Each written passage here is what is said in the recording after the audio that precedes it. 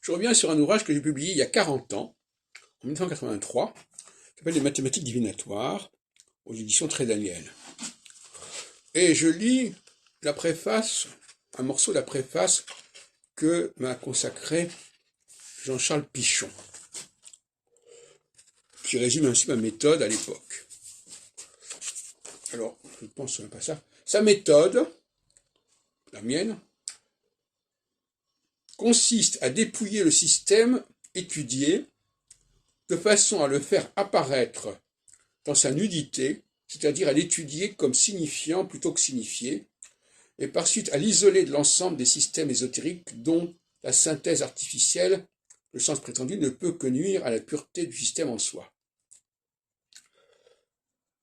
Aussi nettement que possible, Heilbronn écrit « Il faut désolidariser les systèmes les uns des autres, de façon à retrouver dans chaque cas la spécificité et la démarche éminemment abstraite de savoir que l'on voudrait nous faire prendre pour des fils de l'expérience. » Voilà, donc c'est bien défini, je reviendrai dans un article, c'est bien défini, hein, cette façon de nettoyer, de toiletter les systèmes divinatoires. Alors il y a le yiking, il y a le tarot, il y a l'astrologie, il y a la géomancie, etc.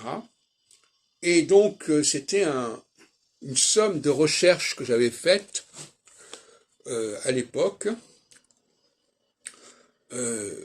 pour essayer de restituer la cohérence des dispositifs dont ces différents savoirs divinatoires sont les véhicules. Et ce que je viens de lire définit assez bien ma méthode à l'époque, mais toujours valable quelque part, à savoir que c'est trop facile de dire le système, on ne comprend pas comment il fonctionne, mais il fonctionne. Ça, c'est plus possible de dire ça. Il faut qu'un système soit cohérent, soit structurellement valable, avant même d'envisager sa mise en pratique, sa mise en circulation. Et beaucoup de gens qui ne sont pas capables d'apprécier la cohérence d'un système disent ben non, peu importe, on va l'appliquer et puis on verra bien. Alors évidemment, vous me direz, bah oui, la pratique c'est quand même un juge de paix, ça permet de savoir si le système est valable ou pas. Mais on peut très bien avoir un système qui ne tient pas debout et qui va fonctionner, qui va marcher comme on dit. Donc ça n'est pas un critère suffisant. Il faut véritablement qu'il y ait d'abord une condition nécessaire, c'est que le système tienne debout, à une symétrie, à une structure cohérente, et deuxièmement, bien entendu, qu'il fonctionne. Et là, il y a un autre problème qui est le problème de l'interface, c'est que c'est le problème du mode d'emploi. Une fois que vous avez déterminé un système, il faut encore savoir comment l'employer et à quoi l'employer.